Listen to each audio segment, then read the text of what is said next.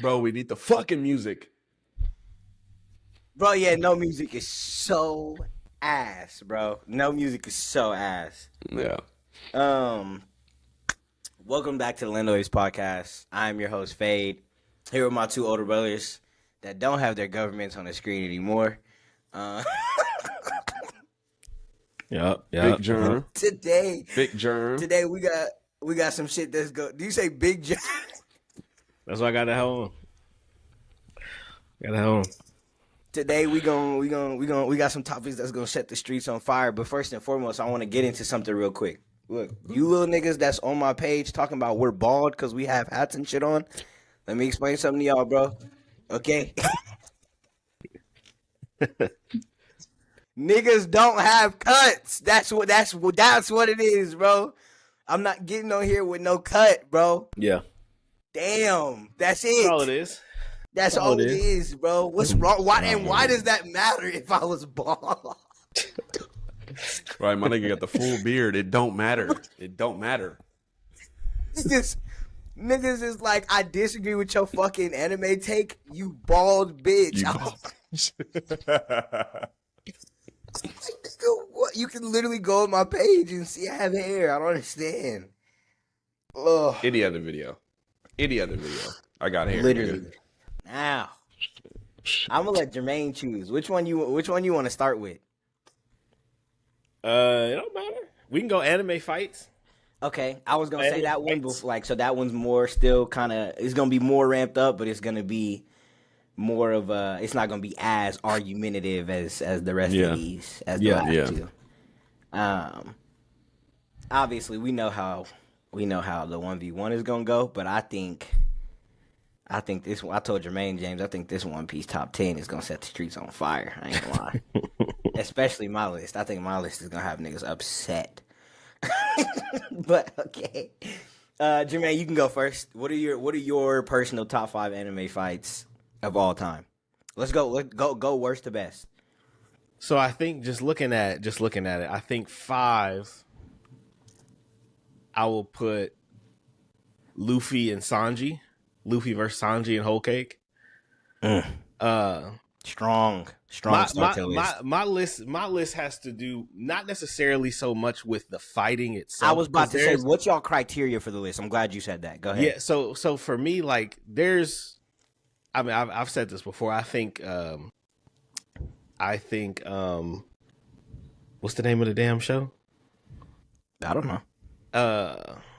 Solo Leveling has some of the best fighting in anime that I've seen, Bro. So if you're talking, two of them are on my list. Like, two of them are on my list. well, that's what I'm saying. Like if you're talking just straight action packed, I think Solo Leveling is crazy. Yeah. But for me, I like fight scenes that have like really good story to them, really good emotion to them. Yeah. And so Luffy versus Sanji and Whole Cake is so good because it just shows again, Luffy as a main character is, goofy and a kid at heart, but like for people that he really rocks with, you see it. He really rocks with you.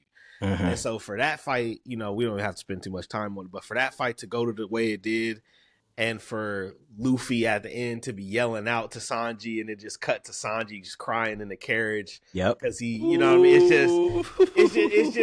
That's just like, that's anime at its peak right there. That's peak storytelling anime. Period. I don't. James, you can get your shit off too. I don't want to take away from your soundbite, but James, no, I called that nigga after, and I told him, and I heard the joy in his voice because he had been trying to get us to watch One Piece for so long. I called that nigga and I told him this shit, that Sanji versus Luffy just made One Piece my second favorite anime behind Naruto, and it ain't close. That was when it did it for This me. nigga called me with tears in his eyes. Bro, that shit was crazy. That shit was crazy. Naruto, and One Piece are the only two animes to ever make me shed tears, and that was when One Piece did it for me. That shit was crazy. That nigga told him, it doesn't matter how many times you kick me, you are the only one that's getting hurt. I said, damn. Yeah, and that Damn. that's top tier storytelling for me. The next two are from Naruto. I So would go. 4 and 3. Yeah, so 4 I would put Shikamaru versus Hidan because that's Ugh. just Shikamaru is my favorite Naruto character, and that to me is one of the coldest fights that I've seen. Yeah. Because it's just like, after everything that they had just been through fighting this nigga and Asuma, dying and all this different stuff. I mean, no spoilers. I mean, if you ain't seen Naruto by now, I don't know what to 2025. tell you. 2025. So after all that happening, and just for Shikamaru to still remain calculated and cold, and just like, and just to kill him in such a savage way, and you know what I mean? It's crazy. It's crazy. It's especially from a character that he don't show you much. He don't give you much. Oh no! And so for him, you don't for think him he to gonna go. You don't think he's gonna go handle business exactly like that. for That him shit to was go. crazy. For him to go to that level, out of all the characters, out of all the kids, like for him to go to that level, you knew how much it meant to him to get that get back. He needed that get back. And it's shit like that. Naruto will never be dethroned for me, bro, because you have a nigga who is, all things considered, a nigga who's in the background for the majority of the show. He's a side very low key, and obviously his thing in the show is that this is a drag, and like he's just very like that. But truthfully, the way that the character is, the way he interacts with people is just very low key. Like he's just very low key. He don't really have big moments for real. But that moment right there, that was real crazy. That's peak shonen. I said before that shit's peak shonen. Yeah, that was real crazy. After that, which this is probably one for a lot of people, I feel like you talk about anime fights, but for me it's 3. I hope you don't do what I think you're gonna do. It's Naruto and Pain. Oh, okay. That's Naruto and Pain. That's fine. No. I know because I know which one's on your list. I didn't do that one. Okay. But it's Naruto and Pain. The best arc in anime period that I've ever seen is the Pain arc. Really? It's what it is.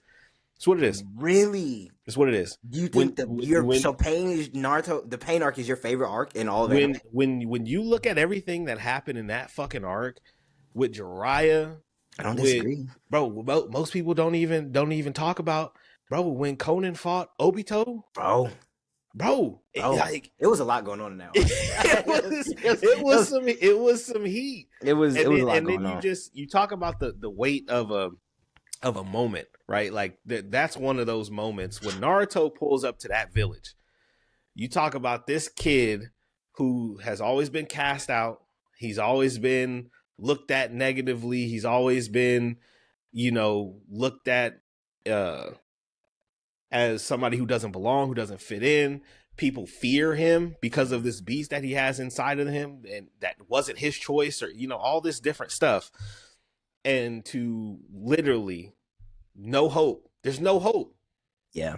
Pain has already destroyed pretty much the hidden leaf, and then there's really no hope. And so for him to pull up, pretty much.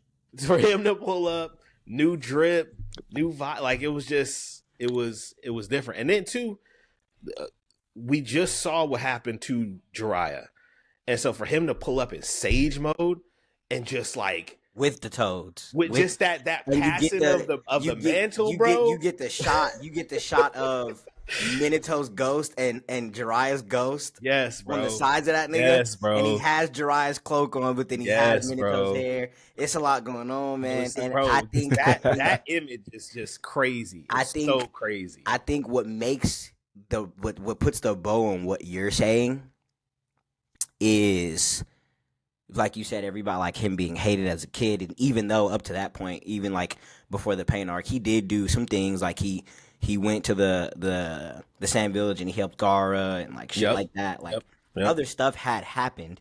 He fought Kakuzu. He had got the Rasen shirt. Like he did stuff for the Leaf pre the Pain arc, so it's not like he was just being a dickhead. He had already saved the Leaf in part 1, but I think the village getting destroyed, the Hokage being able to do nothing essentially. Nothing. Jiraiya, a top power for us at the time, taken out. Like all hope is lost. Kakashi taken out. Like, it was crazy. Like our top powers are gone. I think when Sakura, when all hope is lost, and you hear Sakura just scream this nigga's name because no one else is here. No one else is here. No one's coming. Yep. And they don't even know if that nigga's coming. Yep. But it got to a point where he literally, it was just him. It was either him or nothing. We were fucked. Like, where is Naruto? Yep. And when she screams that nigga's name, and then he appears almost as if she had this nigga on speed dial, and he pulls up with the toads, nigga. Yeah. And Shikamaru's dad tells Shikamaru when he sees him, like Shikamaru was like, "Oh, like I got a battery put in my back. With Naruto's here, I'm finna like we gotta go fight." Shikamaru's dad said, "Relax, my nigga." He said, "Do you see what mode he's in? He said we gonna get in his way. He said there's nothing we can offer that nigga. He said the best help we can give him is to stay the fuck out of the way." Sage mode has gotten to an entirely different level. Which, side note, it's so many people even now in 2025 that truly don't understand the boost of power. Oh yeah, Sage mode gave that nigga. Yeah. But that's a conversation for another day. But yes, bro, for him to pull up like that. Yeah, the weight of that moment. Yeah, the weight of that moment is so huge. That was insane. Again, James is getting unexcusable at this point. It's getting coming, dude. It's getting inexcusable. Trying to fly under the radar and shit, nigga. Nah, man, it's getting inexcusable at this point because our list is crazy. How Jermaine can go from Sanji and Luffy to this, and you can't after you put us through this. That's crazy. That's all I'm gonna say. Go ahead, bro. And crazy, you would have some too. I'm telling you. I mean, Naruto is just, yeah. So that's 3. Okay. 2 for me is Endeavor versus the high-end Nomu. I knew that was on your list. Endeavor versus the high-end Nomu. I knew that was gonna be because like Endeavor's my favorite character in My Hero, for a bunch of different reasons. But his story is just fantastic, and it's so well done. And that moment, just it culminated essentially a phoenix sort of rebirth, shedding this old Yes. This that's old a nice play on words. That's nice play on words. You know what I mean? And just like for him to really, really just fully commit himself to the idea of the things that he truly loved, but felt he had to reject because he felt he wasn't good enough for that. He felt he wasn't good enough for the number 1 spot. He always, wasn't his disdain or his, I guess, negativity towards All Might. It was envy. It was I want to be that, but I can't be that. Right. Yeah. But he doesn't realize that the only thing holding him back is himself. Yeah. Is you are the reason you can't be that until you make a change, until you do these things. And so that, when he was flying the high-end Nomu up in the air and told him that he told the Nomu, "You are me. You are me. Old me that has to die," essentially. Yep. And so for him to do all that and then come down and raise the fist is just like with that fucking My Hero music. I've said it since I started watching that show. My Hero does not get enough credit for their soundtrack. I honestly, 100%. I think 100%. that fucking, I think that shit. I think the soundtrack is called When You Say Run or something like that. That's one of the greatest soundtracks of all in all of anime. Like, it's like because when it's upbeat and it's when they're fighting, when it's slowed down for moments like that. But when that nigga Endeavor went into the sky and he told him that, yes, bro, that you could argue that's the hardest moment in the fucking show, low key. Like that shit is crazy. Yeah, because it was the same thing. Like it was so much riding on that moment for him personally as a character. Obviously, the Nomu wasn't.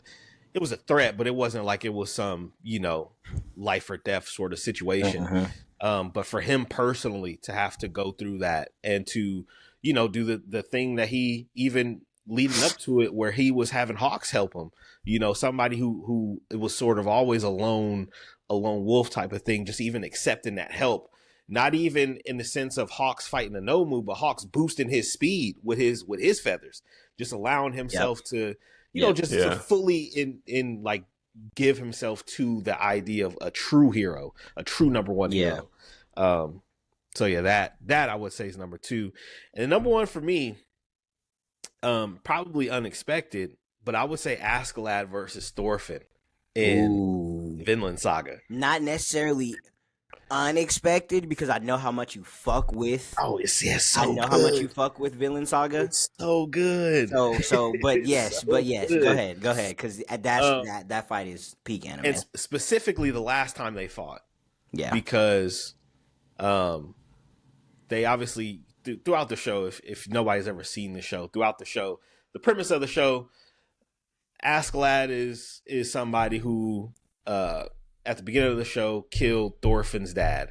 And so throughout this whole thing, Thorfinn tries to kill Askeladd, and Askeladd tells him, you can join my crew and do these things for me that I want, request, blah, blah, blah, blah, blah.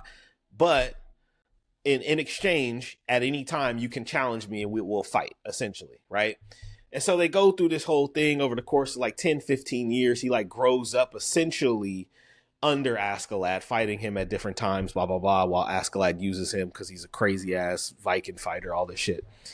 But this last time that they fight is, and this show has the best sound, like the best music in any anime. It's like all like piano and harp and like these luscious sounds.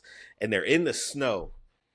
And Thorfinn has a broken hand and all this shit, but he still, he still wants to fight, right? He wants to get his fight off because that's what he about. And Askeladd most of the time is just like, fucking around because he can beat Thorfinn or whatever. Thorfinn notices that Askeladd's demeanor is different, right? And so Askeladd really, when they start fighting, Askeladd is teeing off on this nigga for real.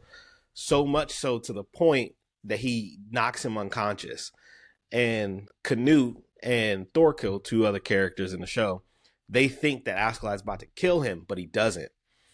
And so from there, he sits and he tells Thorfinn, he tells him that he said, for future reference, I'm going to tell you how to kill the man you despise. And so he then tells him a story of essentially his life when he was younger, Askeladd's. And throughout this story, he tells him how he was a slave, him and his mother were a slave, and that how she used to worship this god she thought was going to come back and save people and all this different shit.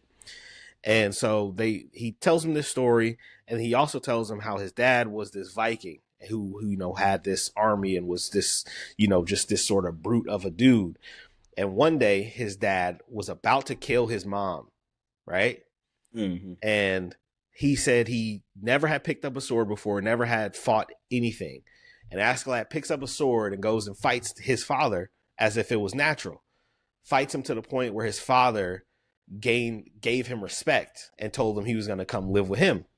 And so he goes and he lives with him, all this different stuff. And he essentially, Askeladd becomes one of his people, right? Because he already had kids and all these things.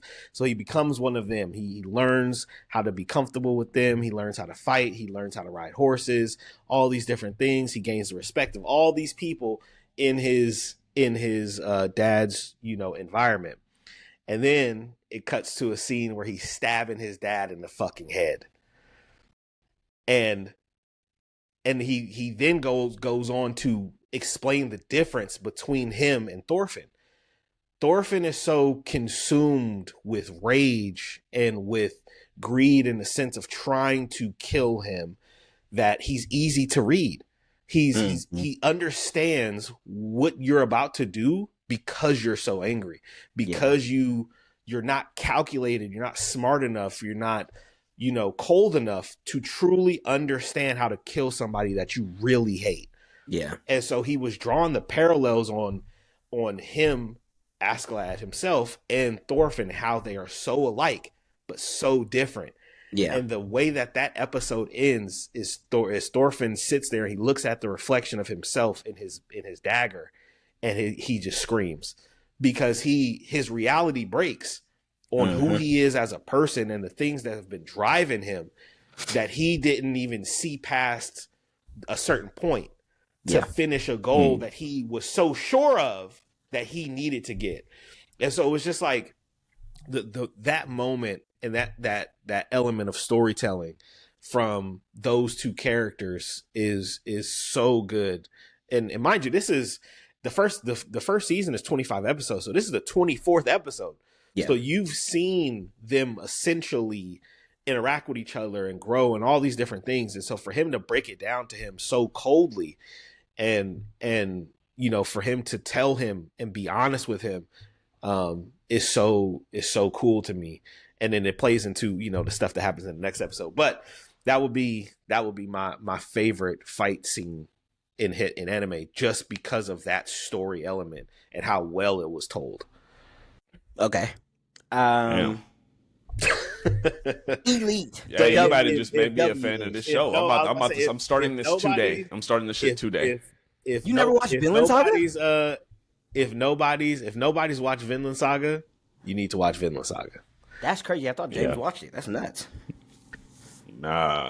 No, Vinland Saga is crazy. And just to kind of add on what Jermaine was saying, it's even more evident because in the fights that you see Thorfinn have with other people, you can tell the skill is there, the calculation is there, the level-headedness during battle is there. But when he fights that nigga Askeladd, it is not there, bro. Yep, and that was that nigga with pure rage. That was one of the talking points at the beginning. Thorkill is talking to Canute, and he's asking who do you believe is who's gonna win this fight, right? Like, let's bet on it. And Canute asked him, he was like, do you think that who do you think's more skillful? And Thorkill told Canute, he said skill doesn't necessarily have anything to do with it in this particular fight, because he knew the mental aspect of it. While huge in this particular fight, that was the fight. Yeah, that was the entire fight. It was mental because in terms of every aspect of just fighting, Askeladd probably only had Thorfinn in just strength. Because speed, dexterity, especially at that IQ, point, especially at that point, and Canute brought up a good point too. He was like, he said Thorfinn beat you to Thorkill.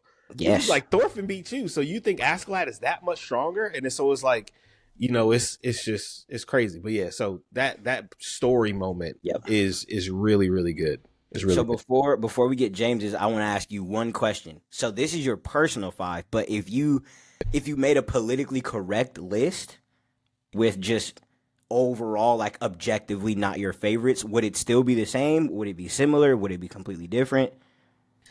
It definitely would be different. It definitely would be different, especially when you talk about shonen anime. I think what people view as high level fights is obviously, I think, the weight of the moment, big sort of moments, but then the theatrics of it too. Yeah, like the fight, my favorite. They fight for a couple minutes. Yeah. Like, it's in a 25-minute episode, they fight for maybe 5 minutes, maybe 4 minutes, but it's everything that culminates the fight. So it definitely will be different, because I feel like for shonen anime, people look at it for the bang, for the wow, for the theatrics of the whole thing. But for me, I really like the storytelling of certain animes and how they weave it into their fights. And so I really like the way that you put together your list, because for me it was the opposite. It was just, as far as if you're going for action packed and how, obviously it's opinion based or it's subjective, whatever, but that's why I told you solo level and 2 solo leveling fights are on this list of my top 5.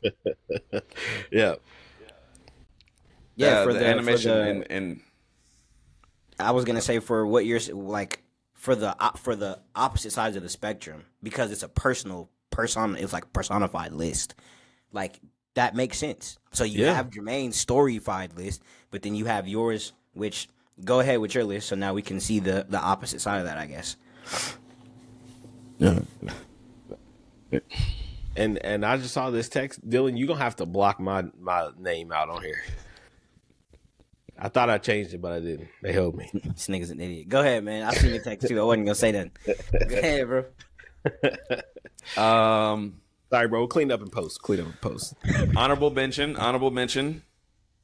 Ichigo versus Aizen. Oh, that one. I went back and watched that one before I made my list. I ain't gonna lie. Yeah, did you? Okay. All of my fights plus a couple more, I went back and rewatched just to make sure. So, and yes, Ichigo and Aizen it's an honorable mention for my list for sure. But you went from bottom to top, so I'll start there. Jinwoo versus the nigga with the dragon. Man, Yeah. that's yeah. The lightning dragon. Yeah, the lightning dragon while he was leveling up and shit. Bro, When he got to the top of that motherfucking tower, man, that shit was so fucking crazy. I was at a loss for word. I had literally had to rewatch the fight like 3 different times when that shit dropped. I was in disbelief. The animation in that show is just so fucking nuts, Top tier. And I guess it would only have to get better as we go on, as we go forward, because you to be a contender in this industry at all with anime the way that it is, and you got your top 3, and for us to have the hitters that we do, anime only has to get better. But the animation in this show just doesn't make sense. It doesn't make sense to be this good. It's insane. Top tier. I think outside of like Mappa and JJK, that's like the only thing animation wise that's competing with Demon Slayer. For that. Yeah.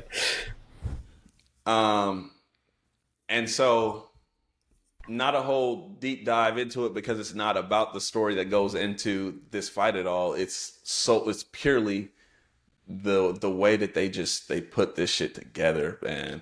The choreography. And so the choreography, and nothing about it is, we grew up Dragon Ball Z, and they reused animations for different fights and just all the bullshit, man. All the bullshit. That's so true. Dragon Ball is the Godfather and the blueprint. But niggas, all it is. Niggas walk so we can run, and that's why we here. So yep. Number 4, Jinwoo versus that goddamn ant. The black ant. I knew it. Yeah. That shit was crazy. Yeah, that the level of flex that he has is so different. Bro, because in that fight, the nigga barely like struggled. That's the crazy thing. He got hit with that poison, and that was probably the only part. But even then, he was able to nullify it like it was nothing. He got out of his body for sure. He had the ant running. How that work? Literally. And we seeing this nigga off screen, the coldest niggas in the show at this point. Bro, dude, that's what made Jinwoo's pull up so much better. Is like everybody that was a solidified S rank and a solidified top hitter, they were getting walked. And then go ahead. This nigga declined they offer to go to the island. Sent this nigga's minions in their shadows, knowing that he could hit the switch.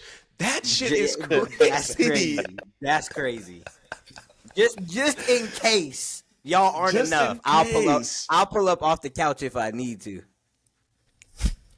He said I'm off the couch with it for real, dog. Because he was watching that on TV. He's different. He is a different dude, bro. He's different. A dog, man. So I'm waiting to get to the point where we see this nigga actually have to struggle and get in his bag for real.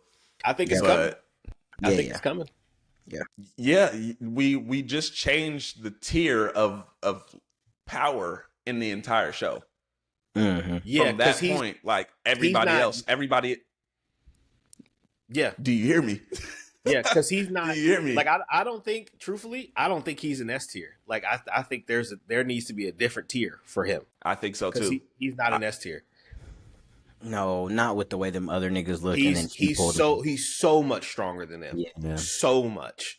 Too much stronger than the main S tier niggas. And then the other niggas that are pulling up have showed us that our S tier aren't even top tier for real. Yeah. These niggas was like, man, I wish I could have showed up for the black ant so that I could have, really. You talking about the dude? Really You talking about dude with the 2 swords on the boat? Oh yeah, that wild nigga. Yeah. We didn't even see his face or the American that they say could like fight a country on some shit. Like or him, the crazy or nigga him. who was walking out the building because he was trying to get on the mission and they had to tell him no, and then they was like, yeah, we don't want to provoke him because we would need a whole country worth of S ranks to really try to do something to him. Like, huh? What you talking about? That nigga. Yeah, man. That nigga. Yeah. No. Yeah, I think it's coming quick though, especially the way that this past season ended with, we seeing people create the rifts. Yeah. I think those people they are on, I think will be on a tier either on par with him or stronger. I think that's where we're going. Yep. Because S rank threats is just nah for that nigga. No. With the way this nigga is leveling up, I would immediately say stronger because he has the ability to elevate his powers. Yeah, you know what I mean. Yep, very true. So and I know he got some type of boost, some type of after fighting the black ant, like Mm-hmm. Yeah. So we headed into uncharted fucking waters, man. Uncharted territory for real. Yeah. All right, I'm off on a tangent, goddamn. Yeah, got me. Then I'm gonna go, what's that, third? Mm-hmm. Third, I'm gonna go Luffy versus Kaido. Okay. Luffy versus Kaido. Which time? Bro, it's one time, man. It's fucking one time, goddamn. Well, you know what's funny? I didn't even mean it like that. I genuinely meant the first time. The first time. No. But that's funny. That's what makes it funny. Is because I know you didn't mean it to troll. I genuinely meant because they fought 2 separate occasions. But yeah, on a separate occasion they fought. Yeah, my fault. The second time. Time number 2. Yeah. Okay. That's my nigga. My nigga just need more stamina, bro. That's it. That's funny. That's so funny. Yeah, this nigga needs Gojo's ability of infinity. No, he don't. That nigga need to be able to replenish while he's fucking fighting for real. It's a couple niggas in anime you do not need to give that to. Luffy is one of them. Could you imagine Gear 5 Luffy with infinite energy? Fuck out of here, bro. No. Look, bro, that's a good point. Maybe, bro, if the strongest niggas in Dragon Ball can pop a bean and be cool, bro. Come on. You know what I'm saying? That plot device has always been weak, though. Senzu beans are weak. I'm just saying though. Luffy don't got none of them. Okay. He needs something. Get better. Fucking, I don't know. That nigga was on the ground begging for meat, bro. Passed out begging for meat. That's crazy, my nigga.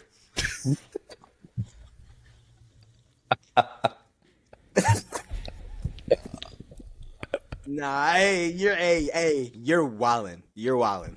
you're out of your fucking mind. That is insane. Oh my god. Tweaking. Man. What the fuck? No. Man, bro. No, bro. Hey. And no bullshit, that plot device got to get changed. Like, no, that's what I'm saying, bro. No, like, that's what I'm saying. He need a beam, bro. He got to pop something. He's sitting here. He got to take a whole fucking episode and a half because he got to eat food, man. Fuck out of here. The next arc. Like, we need a bridge arc, and Luffy, I don't know, niggas need to find him like a weight vest and have that nigga lap the island a few times. Bro, or just get built up. Bro, Chopper got to come up with something. Right. Chopper can develop some stamina shit. Beans. He got the beans. Come up with a food pill, bro. Give him all his nutrients that he needs, bro. Get that nigga, I don't know. If anybody could come up with a fucking perk 30, it's Chopper, bro. He needs for real. Something. Gotta be. Go ahead. God damn, man. My nigga Luffy. So that's at 3. Yeah, because we're gonna be fucked if we don't fix that. If we got this nigga out of commission in top tier fights, it's not okay. Kakashi and Obito is 2. There's 2 on here. How? I was about to say, you've never seen Honorable mention. Never seen anime. I've seen the fight. I haven't. I've only seen the fight. I didn't see everything leading up to it, so I don't know the weight that it holds to the story. It's all right. Dylan will talk about it because I know that's on his list. Is it on his list? Yeah. Is that on your list? It's on his list. I know it is. Is it on your list? I was about to say that nigga knows me. Yeah, I know it is. So he'll talk about it. I know it's on. Okay. Look.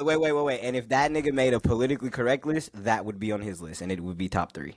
Okay, bet. I'm already knowing. And then He said sorry.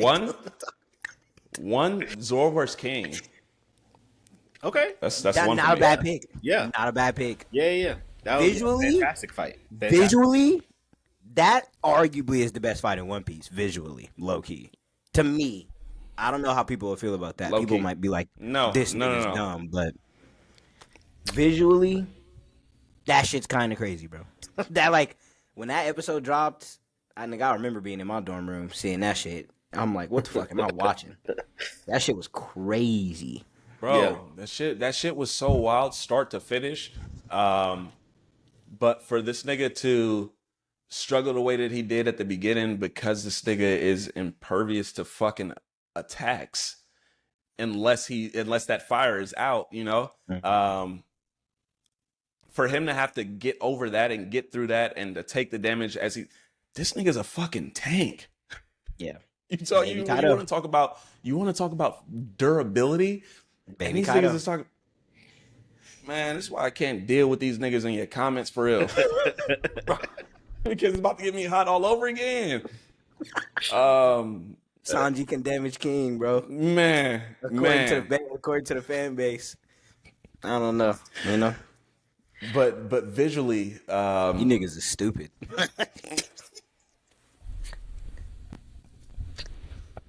I tried to let it go. I can't. Like, bro, there's no way you think Sanji and Wano's damaging King like this. Just go ahead though, because we'll be here. I was about to say we're not getting. Let's not all revisit. day. Let's not revisit. Go, just go. For that to be his ability, and then you fast forward to the second half of the fight and to see that this nigga was still really holding back to I don't even really want to say gauge his opponent, but for him to still have that shit left in his bag, for this nigga be able to create vortexes and all types of shit, and you in the air with it, and bro, the shit you was throwing out in the beginning of the fight just doesn't even make sense at that point. Like you was really like, this nigga's not even a worthy opponent for me to get in my bag for real. And then for him to show you, I'm like, bro, that fight itself, man, for me.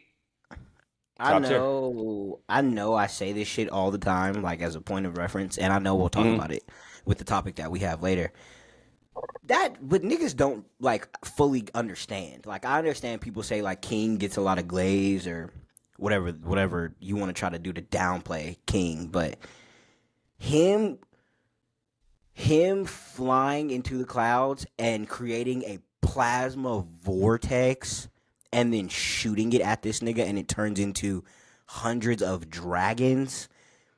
That doesn't make sense. Like the plasma alone, to get to the plasma, like your ability alone doesn't make sense. Like bro. Vortex, then dragons. That's what not. are we talking about? That's something that should be coming from like a Kainu, because like he's magma and shit like that, and maybe he can heat it to where, I don't know. But that nigga doing that was so unexpected. Like that was to think that he, like James is saying, to think that he had that in his bag, that he could fly into the air and do that was crazy in itself. So yeah. Does this nigga? Oh, I didn't even think about this. Does this nigga have a devil fruit at all? Who? Yeah, King. Yeah, he had the shit that made him turn into the Velociraptor. something like yes. Yeah. Okay. Yeah. Okay. Or, Okay. or is it a So, pterodactyl? that. One of the two. It was a Pterodactyl. it was a pterodactyl. Yeah. It was a pterodactyl. So where the fuck does the plasma and the fire vortex? Where does that come from? Then? Him. That's him. The type of He's people, the doing type that. of people that he is. Oh Yes. my god, dude. Yeah. His yeah, devil yeah. fruit didn't have shit to do with that. That was that nigga. Yes. Okay. That's okay, why I'm yeah. saying, bro. As a benchmark, you can use King as a real benchmark in One Piece. Niggas got to get by him. Like, Yeah, he was nope. he was one of those characters I wish we were able to see longer at, Bro. at Me a too. higher level. Me too. Can I throw out an idea? Can I throw out an idea? Y'all tell me if this is too much. I know Okay. I know the comments. I know the comments. Talk to me. Talk to me. Talk to me. Talk to me. It's fine. You can take Big Mom off the roof, and you could put that nigga King up there. And if he's fighting like how he fought against Zoro, them niggas have equally or less of a problem than what they did when it was Big Mom and Kaido. If you put that nigga up there with Kaido, because he moving crazy. That's all I'm saying. I'm not saying it's worse. I'm definitely not saying that. But Okay. I'm not mad. I'm not mad at that. I think that the I writing think King on can. that, I think they're both I think giants. King. I they get to think do King, their tandem attacks with the fucking what is that? What's the together shit? You know the shit that they sent at Zoro. that Zoro Yeah. just They wouldn't be able to do that because I don't think King had Conqueror's hockey. But I could be wrong. No. But I don't think anybody else but giants can do that because you know the two that are The conquest that we of the met sea. early on. Them niggas did do something like that. You see what I'm saying? Yeah, maybe it was just a team attack. So you might be right. I don't know. So I think just that's feel what the plot was on there with them both being up there, and then the way that it holds with there being two Yonkos. But that's an issue. I think they had to be up there. Yeah. I don't think the story works if they're not up both. No. I'm not saying story wise. I'm saying power wise because I think one on one. I think King kills everybody up there except Luffy, Law, and Zoro. Kid is dead. Killer is dead. All them niggas in the Akaza 9 are dead. I think he kills everybody else. Yeah. Yeah. So it's like you put that nigga up there, they have just as like bad of a problem in different ways. Because while Big Mom is stronger than that nigga, yes, she ain't flying around the way he was flying around and like Kaido. If you got Kaido on the ground using thunder baugas and some more shit, and then you got this nigga up there sending plasma dragons on the ground. Then what do we do? What is Kid gonna do? Yeah. You know what I mean? It's a lot fucking going on, man. Yeah, it's a different dynamic for the fight for sure. That it's a different dynamic. That's all I'm saying. If you different sub that nigga in, yes, they lose a little bit of power, but the dynamic is different. Yeah. And him and Kaido's teamwork is probably better. Yeah. That's a great second in command, bro. Oh, bro, King? Yes. King was a problem. God that nigga was a problem. God damn. That nigga was a problem. He was a problem. That he is like I can't even think of like a comparison to make of what he is, but yes, he's a solid first commander for sure. Like you know you got a cold ass fucking character, cold ass villain. When I still want to see more. Like to this day, I still want to see more of this nigga on the screen. Yes. I say it all the time. When Big Mom and the crew were trying to infiltrate Wano, that nigga Kaido sent King by himself to go deal with them. Yeah. The whole shit. The whole shit. That nigga just like, man, fuck out of here.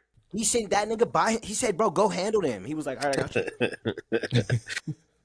Just went and kicked them niggas down the waterfall. It gave Big Mom fucking brain damage. Didn't even remember where she was. All she wanted was red bean soup. And niggas is trying to tell me Sanji could box with hey. I'm gonna start my list because I'll be here all day.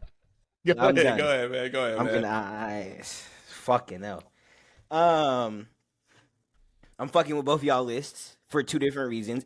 But the main reason I'm fucking with both y'all lists, Jermaine went story, and then James went kind of the scale and the visuals. My list, the criteria was a mix of both. A mix of both, right in the middle. Okay, all right. So just to be concise, I had the story itself, like the impact that it had, like the story of the fight, the shit that set the table. Yep. The impact that it had on the series and anime as a whole. Oh, okay. And then choreography, visuals, and stakes on the fight. Like what happens moving forward? Yeah. What does the fight mean? That was how I comprised my list. Honorable mentions.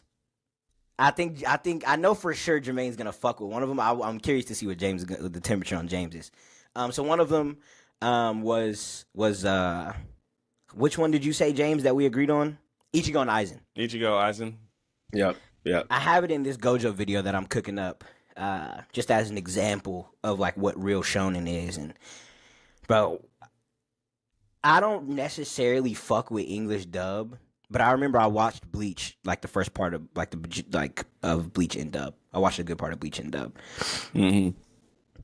That nigga Ichigo has one of the coldest line deliveries in all of anime. When he pulled up and he told that nigga Aizen, "Let's not do this here." After Aizen is just wreaking havoc, like this nigga Aizen pulled up, and that nigga's pressure alone was killing niggas. Like Aizen was on some whole other shit. Like that nigga, like on top of the fact that just everything was him. Like Aizen is the peak of shonen villain, honestly. Bro.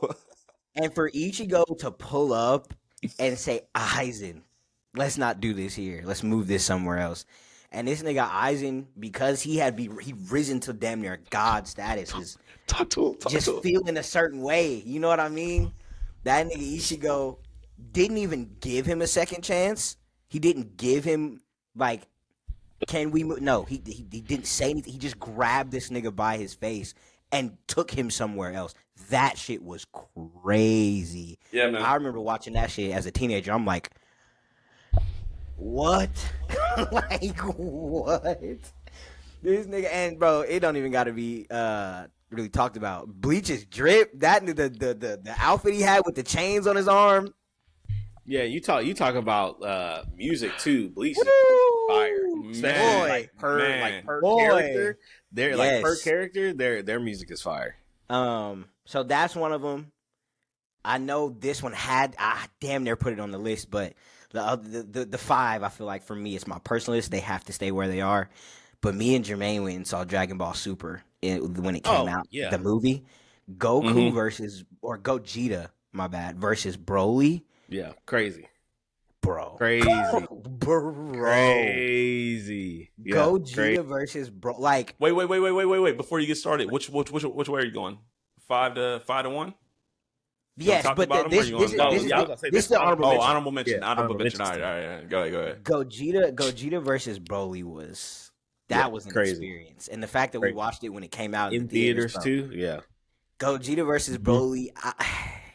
You want to talk about peak Dragon Ball to me, outside of the obvious ones, right? I think when you talk about story, when you talk about obviously visuals and just like everything, that Dragon Ball Super Broly movie is peak Dragon Ball. No bullshit. fire. Yeah, fire. Like that Broly's story and that iteration of it compared to his other one, I fuck with that one way more, bro. That one was so hard. And the fight, nigga, me and Jermaine came out of that shit. Like, goddamn near, like if we had the ability to turn back around and go watch it again, we would have, bro. Like, it was crazy. And then my final honorable mention, which is the one that I'm checking y'all temperature on, All Might versus All for One. Oh, yeah. Yeah. When that nigga used United States of Smash, bro. Crazy. Oh my crazy. gosh. I'm not mad at the honorable Crazy. mention. Yeah, man. Yeah. And not only when he used it, but when the fire went out. When the fire went out in the moment, bro. Bro. And when you were talking about Endeavor and the hand raise, bro, when that nigga pointed and said at the screen and said, "You're next." Yep. And everybody in the crowd is motivated, and oh my gosh, even though he just went out and that was his last fight, like he inspired the next generation. Fuck all of y'all. He's talking to one nigga, bro. That's it. He's talking to one nigga. Yep. Oh my gosh, that fight and just knowing that it was the last and it was all he had left, bro. That fight was crazy. Yeah. And for him to still win, To still win too. Put that nigga in the ground. that shit was In the crazy. ground. That shit was crazy. Yeah. So I'm I'll get to gonna my rewatch that shit after that. I'm gonna rewatch that shit after this pod. That fight was crazy. Them pulling up. Bro, and all for Bakugo too. That's like Yes, you gotta yes, think yes, too. Like yes. it was just Yes. for him. And like obviously, you know, you got you pulling up for him, but obviously you know where they at and all this stuff. But like to fully go in there, fully committed, knowing he not at the top of his game, knowing he don't got that much left. Yep. And for that imagery of him, the fire going out and him just yelling United States of Smash and putting him in the ground is so crazy. And he finally let the world see him in that slim down form too. Yeah. And then when he put the fist up, he shot back up into the bigger form. That shit was crazy, bro. And it goes back to the conversation. I genuinely don't like. I understand My Hero has its like weird issues or whatever, but niggas that hate on My Hero confuse the shit out of me, bro. Like that show is shonen. That show is shonen. Yes. Even to the you talk about the punch itself, bro. He bait and switched. Yes. He bait and switched. Yes. He thought he was done, threw it, popped out, boom, big, and then bro, it's like that shit was crazy, bro. Yeah, it's crazy. Crazy moment. So I'll get to my list. Like I said, it's a mix of everything that we've been talking about with you guys' list. At 5, we going Bleach, but we not going Ichigo and Aizen. Okay. We going Ichigo versus Ukiura. Okay. Oh. I remember the exact outfit I had on when I watched that fight, nigga. Like Ichigo, what the fuck? bro. Ichigo versus Ukiura to me is still till this day my favorite fight in Bleach. That shit, even over Ichigo and Aizen, even over the wild shit that has happened in the most recent shit in the Quincy arc, bro. Ichigo versus Ukiura was so fucking crazy because for a multitude of reasons, and I don't want to spend too much time because we have been talking about our list, but like. This nigga Ukiura was such a cool character. I think that's first and foremost. Like his cool factor was off the charts, bro. Ukiura and Grimmjow, I feel like really stole the show in the Espada arc. I mean, you see it, bro. Yeah. Come on now. Yeah. What are you talking about? But that nigga Ukiura was he was so cool. And then when Ichigo cuts him on his shirt, and then you get the reveal that he's upper four. I'm sitting here talking about Demon Slayer. He's the 4th ranked Espada. As the fan base, you're like, well, fuck. If he's 4, it's like, we're fucked. Like this nigga Ichigo just had a big ass boss type fight with Grimmjow, and now we get to the 4th, and this nigga, he seemed like he on a whole different level. And so Ukiura, if I'm not mistaken, Bleach stands, I should say, correct me if I'm wrong, but I'm pretty sure Ukiura was one of the few Espada. That nigga's spiritual pressure was so high that he had to go to the top of Hueco Mundo to release and go into his resurrection, or else he would have blown everything up. Like that nigga was on some other shit, bro. Like I remember when he went up there and he released, everybody down there was like, what the fuck is that? What is that? And for him and Ichigo to sit there and fight, and as a fan, you thinking, okay, like this is it. And then he wanted to, it wasn't even about winning to him at that point, because in his mind, he had already had the shit in the bag. Mm-hmm. He wanted to break Ichigo's spirit. And to me, this is what makes this fight so hard. You want to talk about Aizen and the fact that Aizen knew any and everything. Not Aizen knew all things. The meme of all according to Aizen's plan. People say that shit for everything because Aizen knew everything. But one thing that nigga didn't know was the fact that Ukiura had gotten to a point where he had a second release, bro. And when that nigga turned into that fucking bat thing that he turned into, bro, that shit didn't make sense, bro. His Ukiura's second release to me is one of the hardest transformations in anime. I know when people talk transformations, you go to Dragon Ball, you go to Naruto with a couple of ones, Gear 5 and how monumental Gear 5 was. Yeah. But let's take it back a little bit, bro, and let's think about the origins of this shit for real. Especially when you're talking about the big three and how much influence Bleach has on a lot of these animes that it doesn't get credit for. Yep. That nigga Ukiura's second release was fucking absurd, bro. I don't know. And for Ichigo to then go into the Vasta Lorde form with the horns, them niggas was trading Ceros like it was nothing. That fight was crazy. So I won't spend too much more time on it. That starts the list at 5. Yeah, that's a good start.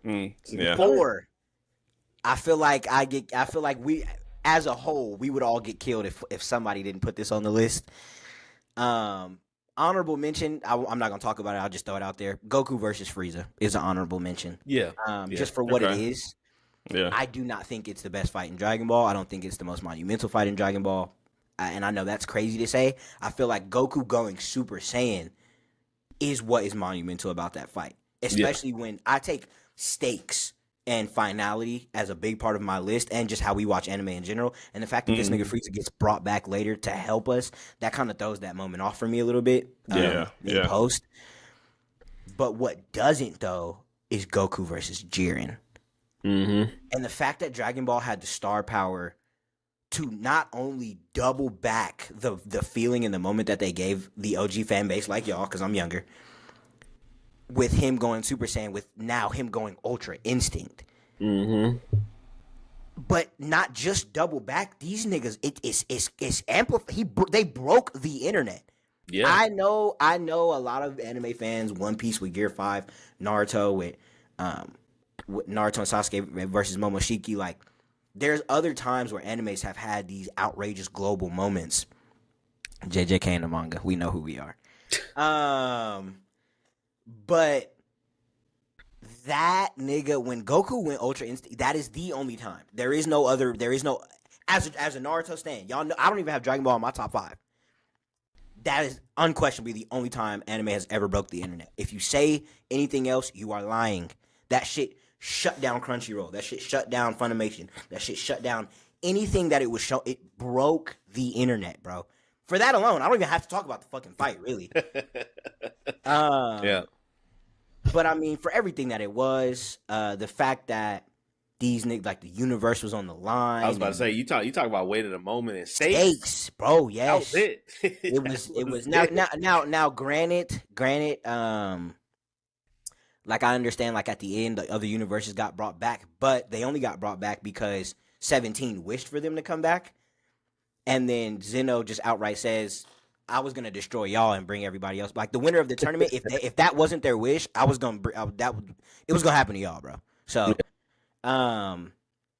stakes were there, and for Goku to ascend to godhood like that, like he had already been there with Blue, but he struck fear in them niggas when he hit Ultra Instinct because that's something only the angels got, bro. And some of the gods, I know Beerus kind of has a partial or whatever, but. That shit, Goku versus Jiren was insane. So out of respect, I gotta put it on there. Yeah. For what it did for anime. Yeah. Number 3, I'm coming strong. I'm coming with a hitter. I ain't gonna lie. You want to talk about what it did for anime? You want to talk about the impact of the moment?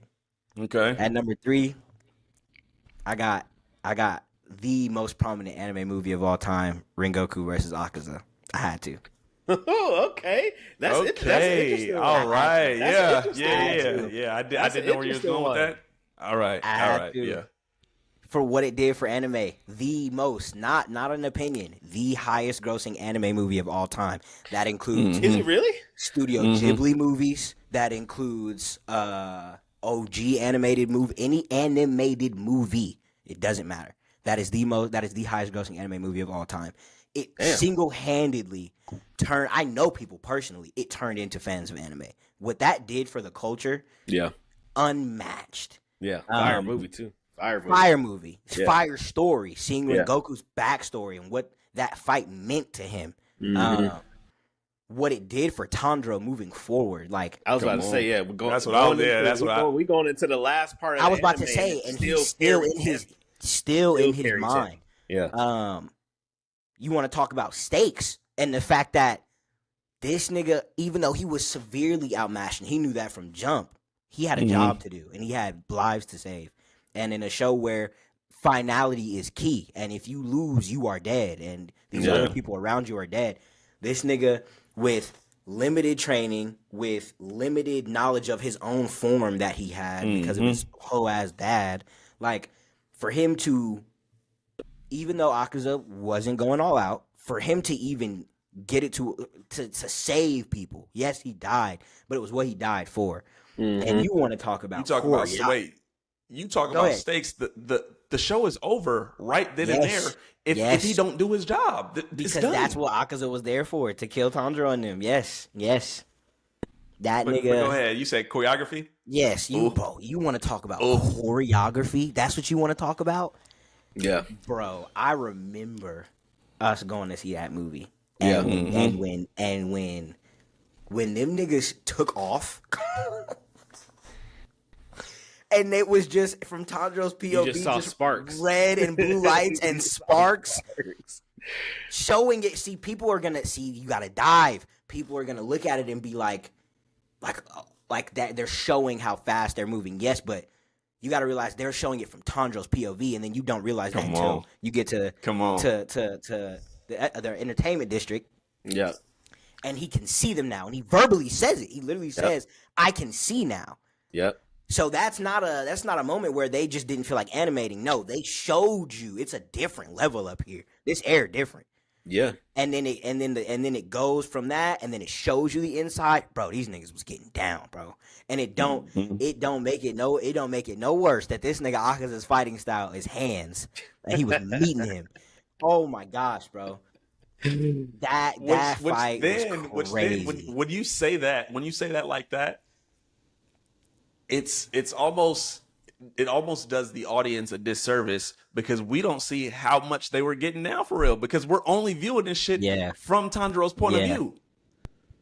Yeah. So for us to now fast forward to the entertainment district, now we can see these niggas and how they really move. And you talk about this nigga grabbing his sword and he got it by the teeth, and we're not seeing none of that with the Rengoku and with Akaza. Yeah. So I'm like, I know you didn't read the manga, this, that, and the third, whatever, man. I can't wait to see this nigga get down. That's what I'm excited for. Hey, we're gonna move on because I ain't even gonna speak on it. Yeah, you know what's crazy? You know what's crazy? I didn't even think about it until just now. I low key hope that Tanjiro gets to fight that nigga. I ain't even gonna lie to you. Oh, get his money back. Get back. Get back. Yeah. The matchups is all over the place. You gonna see matchups that y'all gonna see. Bro. These matchups are so crazy. The way these niggas got lined up. I hope it goes down to not exactly, but like a path like Hunter x Hunter. How okay. Able to get his fade back. Well, not necessarily fade because he really just kind of fuck off on that bitch. But we got 32 days, bro. We got 32 days. Sure. And I don't even, because I don't know what fights they're gonna animate. I don't know what structure they're gonna use for the movie. So, in terms of the movie, I'm just like y'all. I don't know which fight they're gonna put in there first. So yeah. It's at 32 days. I'm gonna start my countdown right now. Damn. Okay, we almost there. Basically. So yeah, bro, that fight, and then when that nigga set his heart ablaze, and he, bro, I remember when he says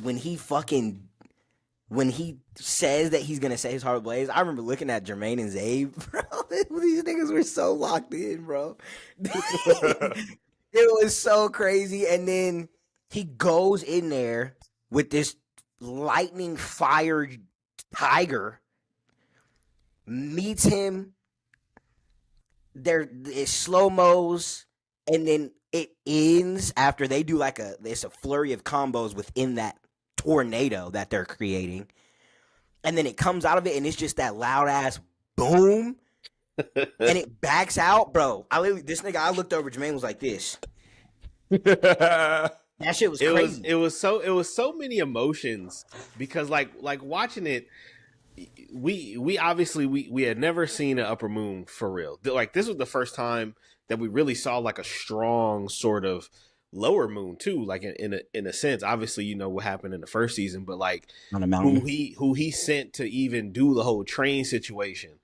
And so now you have an upper 3 and you can just feel like it's a different air about that nigga. Bro, it's And then so for him to do everything, it's kind of like it's different. yeah, like cool. We ain't seen an upper moon, but we also ain't seen the Hashira get down for real, right? That Like, was why it was so nice. and so because you never see either one. And so you're just on the whole time you're on the edge of your seat because you don't know. And obviously you have hope, right? And yes. And the way that we thinking as anime fans is like, okay, this is a elite level Hashira that's talked about highly.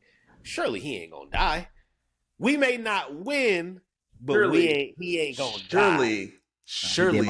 He did my And nigga bro, he did my and nigga like Ace. He did my that's nigga like Ace. you talk about a flirt, just highs and lows. The set your heart ablaze moment. I remember thinking like, this is the craziest thing, the highest of highs. Yeah. But when they showed the black screen and they showed him cutting, and this nigga is laughing while he's getting cut, I said, He's dead. not all enough. Not enough. All hope lost. Not enough. All hope lost. He's laughing while you are doing your strongest I was move, about to say, killing yourself. He's laughing. Just hitting this nigga with the nuke in your arsenal, and he's laughing. different. Yeah, Akaza's a different dude, bro. He literally. But no, what you're saying is correct though. Like that was what made the fight so on edge, is because yes, we saw Giyu in the forest, but Giyu did one move and it was a lower move. And to our knowledge, we had never seen, like, none of them had ever seen any upper moons. And so we have it in our minds like Jermaine is saying, yes, this is upper moon. Damn. Shit. He should just be able to rejoin like regular, though. Got the fuck up out of there. Should be able to rejoin. I love the way they did that though, man. The way that rejoin like you did last time. His, rejoin like you did last time.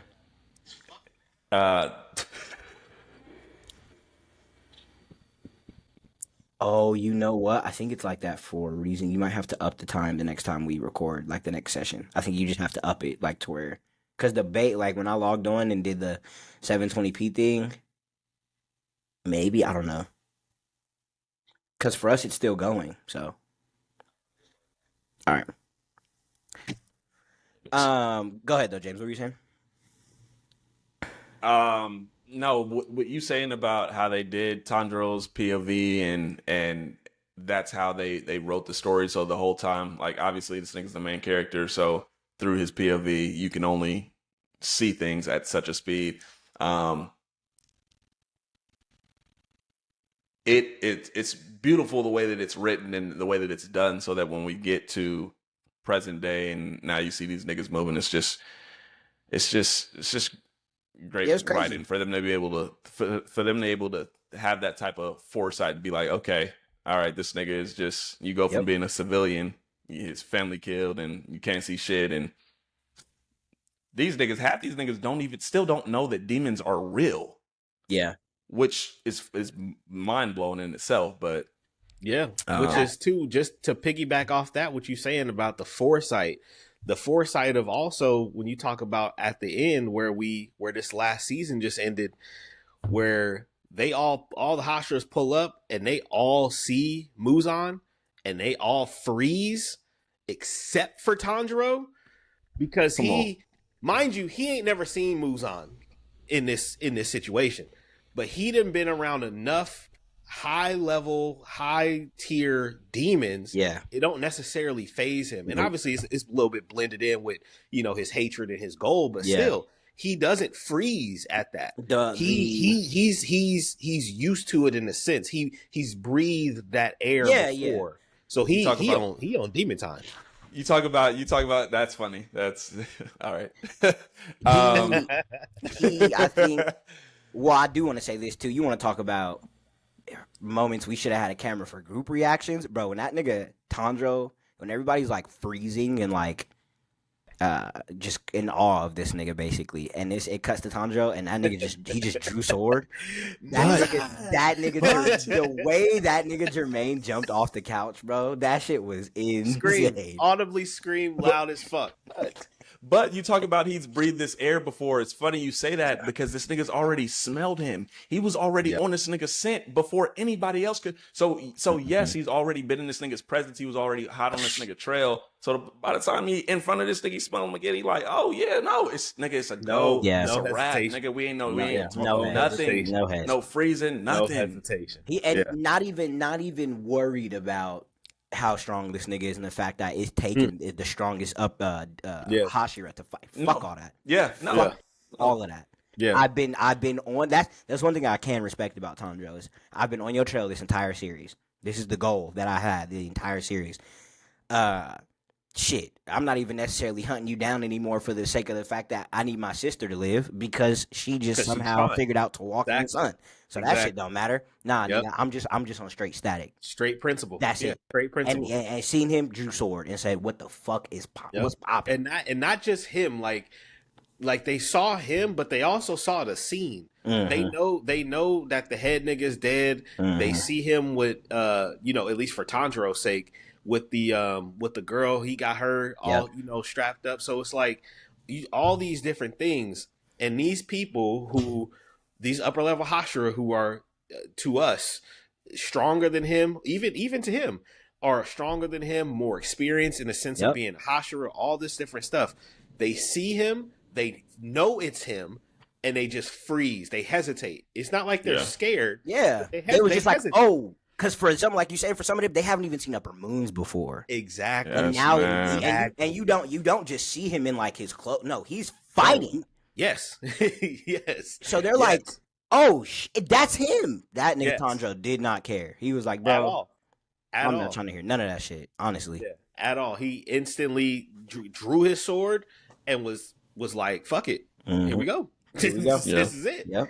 This is what else have I been training for? What else have I been doing all this stuff? And although he's not the strongest in that area, he's surrounded by all these Hashira. Dives in first. They look at this nigga. They're like, "What the fuck am I doing?" And they follow suit. Right. Exactly. Right. Yeah. Now, granted, that kind of fucked us because now we're we're all in this area. Yeah. We played the shit out of us, but still, that was the play. That was the play, no matter what. Yeah. That's what I was gonna say. Because what's the alternative? I love to play devil's advocate in all situations because, but what's the alternative? There's none. They were gonna have to kill him right there. Yeah, they were gonna have to kill him right there, which was the whole plan. Yeah, which I guess technically, I don't know how this nigga's his whole shit works because Guillaume for sure took half of that nigga's body off. He just sort of came back, but man, but yeah. So that was talk about a different nigga. The plan. So that nigga Guillaume is and look, and that nigga too ain't hesitate. No, hell no. He ain't hesitate. He knew what he had to do. Not when you top dog like that. You can't. Yeah, he knew what he had to do. So we'll speed along here.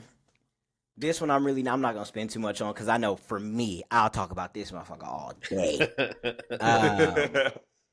Off the visuals alone. So at 2 I have Naruto and Sasuke versus Momoshiki. Oh yeah, elite. You talk about some choreography. That's the best choreography. That's the best choreography I've ever seen in a fight in anime. Don't care. Yeah. Don't care. Yeah. I genuinely don't care. Yeah. Yes. Yeah. Yes. Yeah. I think it's real easy in anime to like how James was talking about, the Dragon Ball sort of situation. But it's real easy in anime to just speed up some shit for the sake of speeding it up. But like that fight, everything was so meticulous, so detailed. Like it was intentional. They wanted you to see how them niggas was fighting. That fight, do you know how that fight was so crazy when it dropped? They had like real martial arts social media pages taking parts of the fight. Not even recreating, but I could pull it up right now. They were showing the different martial arts that Naruto was using when he was using taijutsu and shit. Like it was crazy. Yeah. The story, the fact that The story of that fight would have been good just off the sake of the fact that you get to see Naruto and Sasuke as adults together in that type of setting for the first time. Yeah. And now that they have become the deterrents of the world and just being at the point that they've been at. But the reason that fight was so hard in terms of a story aspect was Boruto got to see who these niggas were for himself. Yep. I understand Boruto is a turnoff for people, but that arc specifically, everybody agrees is fire because you get to, from Boruto's perspective, and I understand as a bratty child, like, yes, he's annoying, but like, think about why he's annoying. Everything that nigga said was valid. He didn't get no father time. Naruto was too busy being the Hokage. He never got to see this nigga. He never got to talk to this nigga. This nigga, for Himawari's birthday, this nigga sent a shadow clone home. That fucked up and disappeared. Yes. Fucking and then it dropped her cake on the ground. And like, so like you're complaining as a fan base that Boruto's a spoiled brat, but it's like, bro, Naruto is not the best dad. But in Naruto's fairness, this nigga worked his whole life for this goal of Hokage. Yep. You don't know the trials and tribulations that this nigga has been through. You don't know. You have no idea, talking from Boruto's perspective. And then he gets there. Naruto wasn't lucky enough to get at his strength level. He wasn't lucky enough to get an era where your biggest op was fucking Orochimaru, or your biggest op was, I don't know, somebody else like that. Like, no, this nigga had to worry about fucking space aliens that can eat planets coming to Earth. That's what that nigga had to worry about. So you get both sides of the story to where Boruto's valid in the way he feels, but Naruto can't not move that way. He's doing that for the sake of the world. Boruto understood and didn't understand his dad was the Hokage, basically. Yeah. Because it was just a side of things that he just wasn't privy to. Yeah, and so in his mind, right? And this is what you get to the story part of the fight. He ain't never seen this nigga Naruto do anything. So in his mind, he's just a nigga sitting in the Hokage's office, pushing papers, doing nothing. Yeah, pushing papers. And why he takes after Sasuke. Sasuke's the cool one. Sasuke's the one going around the world being an actual deterrent. Little do you know, little nigga. You wonder why y'all ain't never got no problems in the leaf? Because that nigga's behind the desk, bro. Nigga. You don't know that, though. You so caught up in everything else, bro. It's a reason y'all don't got no problems in the leaf. Ain't nobody gonna come in the leaf. No one's even gonna come within the radius of the leaf. To his defense, this nigga Naruto ain't never had no dad, nigga. So even if he wasn't, like, what would be his? He has no example to go off. Yeah, and that's sort more of it that he doesn't know about. Yeah, that's shown in a story as well too. Yeah, in a different part of the story where he learns how he's trying to be that. But yeah, like you have that aspect, so you go from not knowing anything about this nigga really in terms of why he's Hokage. In your mind, you were just born and your dad's the Hokage and he's a paper pusher. Oh yeah. And then this nigga, his best friend is everything that you think is cool. And then the gods show up, and it's not really a great example of first showing of strength because the gods show up and they capture this nigga and they take him away. So now in Boruto's mind, first showing you get captured, I don't know. It's like not knowing, not fully understand. Like, yes, he's seen it in front of him, but not understanding the only reason he got captured is because he engulfed a tailed beast bomb-like bomb that was going to destroy the entire area and just took the brunt of the attack so that the village didn't have to. Again, not fully knowing everything. Nigga, that is a continental level of bomb, bro, that he just tanked. But his dad's gone, so he wants to go to the retrieval mission with Sasuke and these niggas. He goes, and we ain't got to talk about it too much, but just seeing for himself, finally getting to see what this nigga can do. It didn't, from that perspective of it, was crazy. But then from the fight itself, like Jermaine said, like, bro, choreography wise, yes, Demon Slayer, yes, I was about to say Jinwoo. Solo leveling, yes, they have better animation.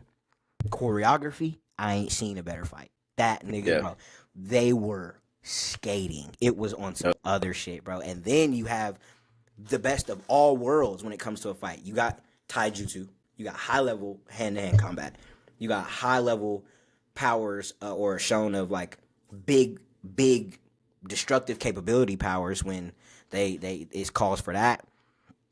Like, and then you get like the callbacks that you got in that fight where he fucking threw the Rasen Shuriken at this nigga Momoshiki and he dodged it. But then the Rasen Shuriken is Sasuke, like how the fucking Shuriken was Sasuke. Yeah. And then like Sasuke tries to or no, was it? I forgot who was who. I haven't watched that fight in so long.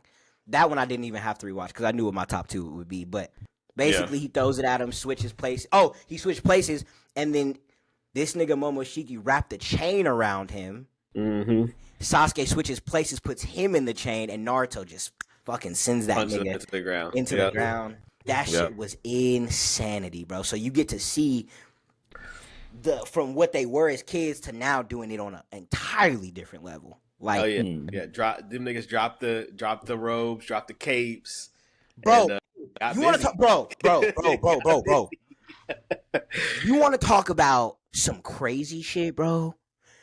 Let me just set the fucking scene real quick, bro. This is the last thing I'll say on it. When this nigga Momoshiki, King Shiki, in the Naruto data books, is stated to be able to cut worlds in half.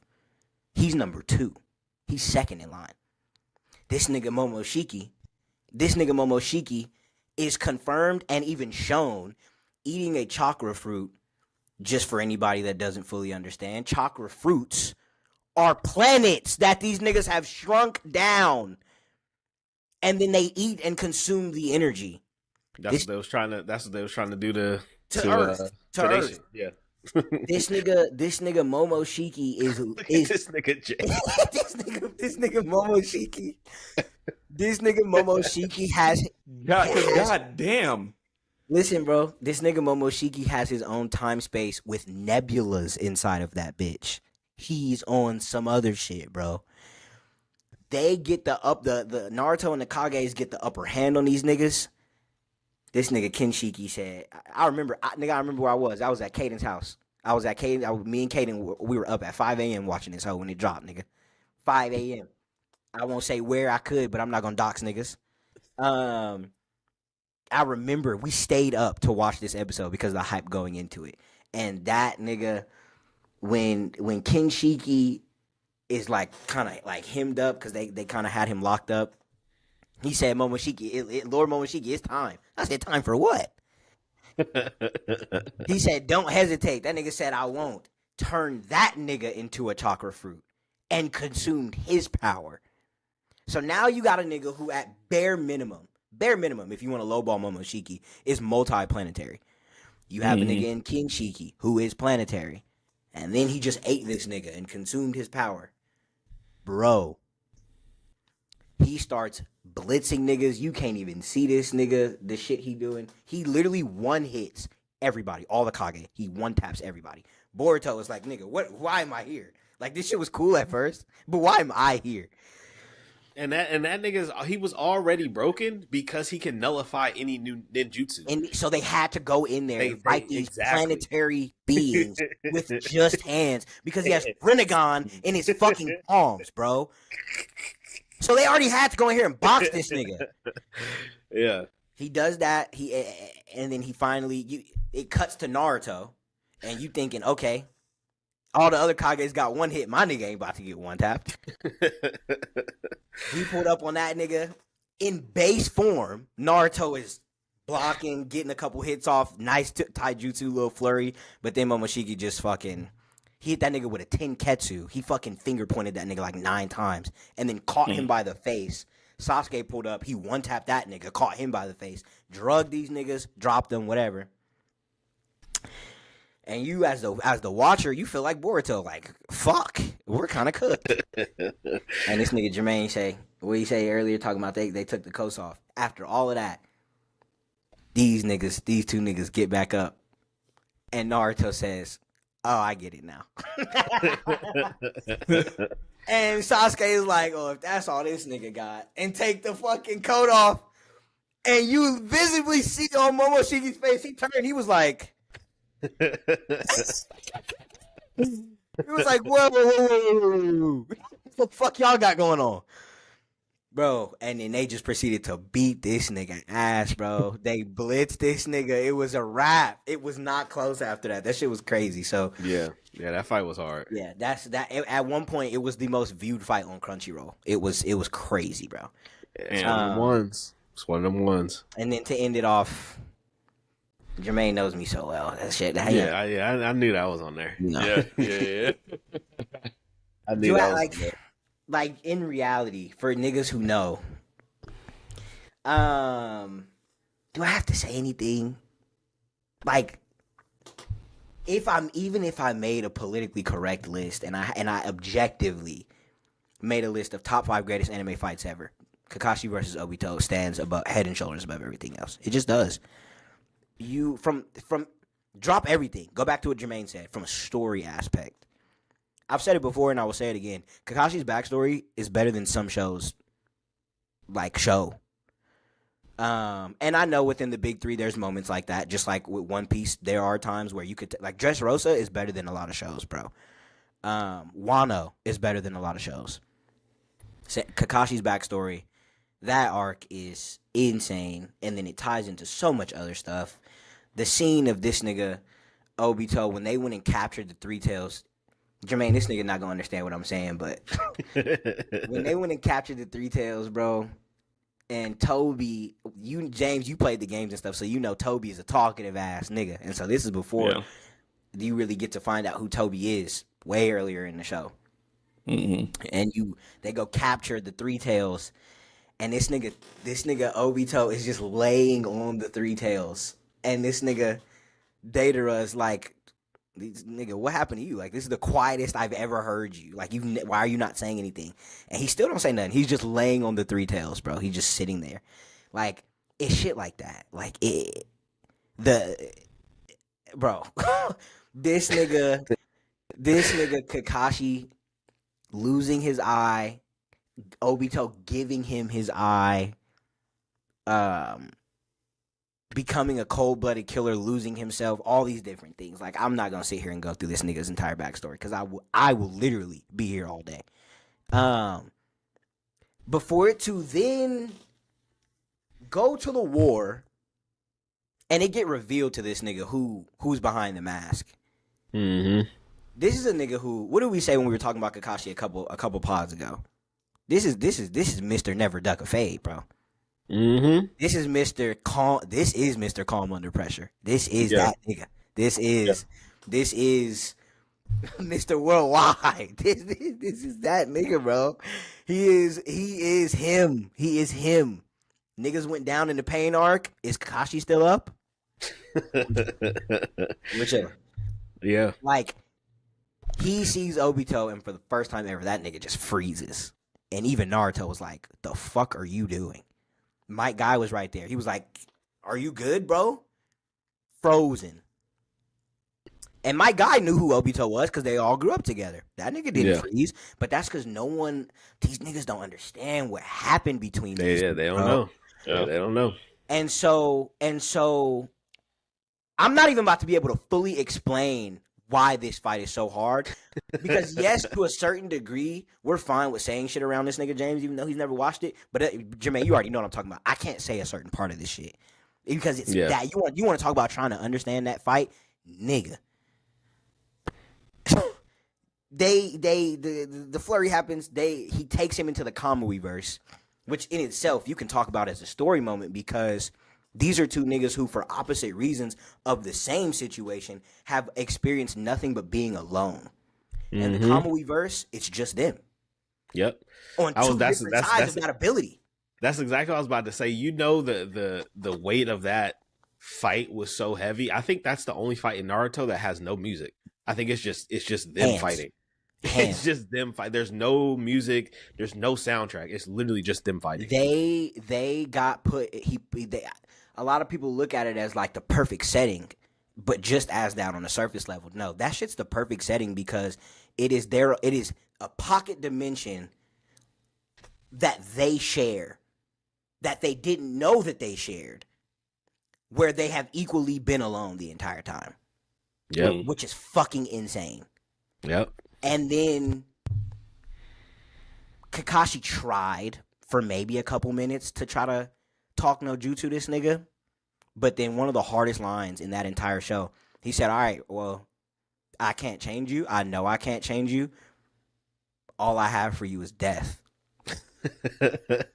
Straight like that. Yeah. Yeah. That's it. Yeah. You don't want to listen. You don't understand. You don't care to understand. You don't understand the shit that I went through. I don't understand what you went through because I thought you were dead this whole time. But it's clear talking to you is not gonna work. Yep. So knowing this nigga from a power set is low key stronger than me. Obito had the Rinnegan at the time. He had the fucking the Hashirama cells, bro.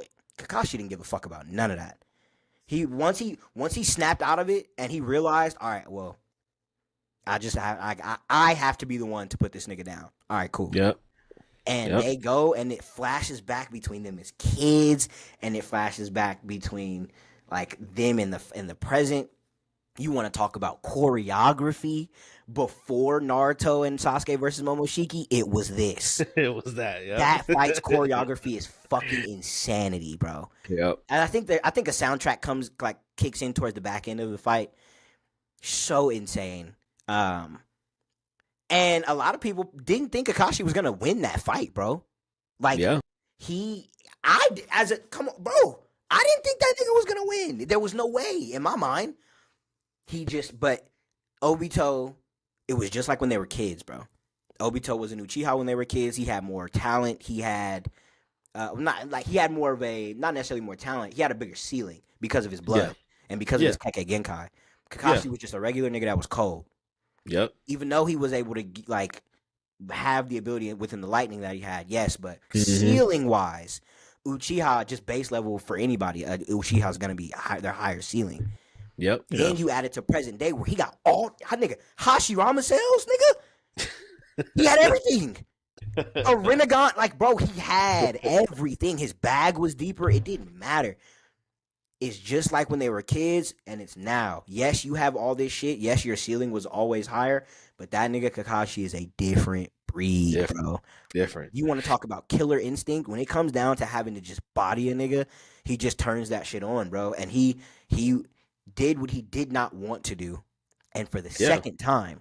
That's what I was about to say. Think about it. Think about it from the mind fuck. Like, can you imagine the mind fuck? Nigga, do you remember when he was a child trying to wash the blood off of his hands? Yes, bro. Bro, and it wouldn't go away. To be in a situation where you had to not only let this nigga die, or you know what I'm saying, happen what happened, but in a way desecrate his body. Right? Yes. To go to that extreme, to carry this guilt for your entire life. For your entire life, because you know, yes, you are strong through all your things that you've done, but a good portion of your strength is from that nigga. From him. And so to go through that whole situation, to then see him and understand who he is, to immediately realize that you have to kill this nigga. There was no time. Like that mind fuck, and just to be like, cool. Flip the switch. That's why I say niggas don't understand because they don't watch that backstory. You gotta watch that backstory to understand who Kakashi was when he was in the Anbu, because that's the switch he turned back on. I was about to say that's who it came from. That's that nigga came back because that was the only way he was gonna kill Obito. Because everything happened so fast. And he knew it had to be mentally. He had to go back to the nigga he used to be, which a lot of people don't know, which is crazy. Yeah. So the mind fuck on that is unreal. And then you see, I think because earlier in the fight, like he like hit Obito in his chest, and like Obito like it was like nothing there, or whatever. And he tried to convince Kakashi there's nothing there for you to destroy, type shit. And then at the end of that fight, when them niggas charged, he hit that motherfucking Raikiri to the chest, nigga. He said, "Yeah, it ain't nothing there. Watch this." Fucking body that nigga. That fight is crazy. That fight is that is cinema, nigga, in anime. Yeah. That shit. Yeah. He was already. Go ahead. No, go ahead. He was my favorite character before then. He was my favorite character before then, but now, or after watching that fight for the first time, I remember I was at Dominique's house, nigga, when I watched that hoe. That fight, he is like almost removed from the playing field when you talk about anime characters for me. That nigga, he is in the upper room by himself, nigga. Like that fight is insane. Can you really think? There's probably a handful I think that you could put in this sort of box, but like for a singular character, the weight of a fight and the meaningfulness of a fight, like can you think of any character that's had that level of weight on them in a fight? Like that's ridiculous. Because what niggas don't understand is, and like I said, I can't fucking say it, but that's the second time he had to do that, bro. Yeah. Like, niggas don't understand what that means. This is a nigga he was going to kill himself, but then he couldn't even do that because he was already dealing with the brain trauma of his dad killing himself. So he don't want to be like that nigga.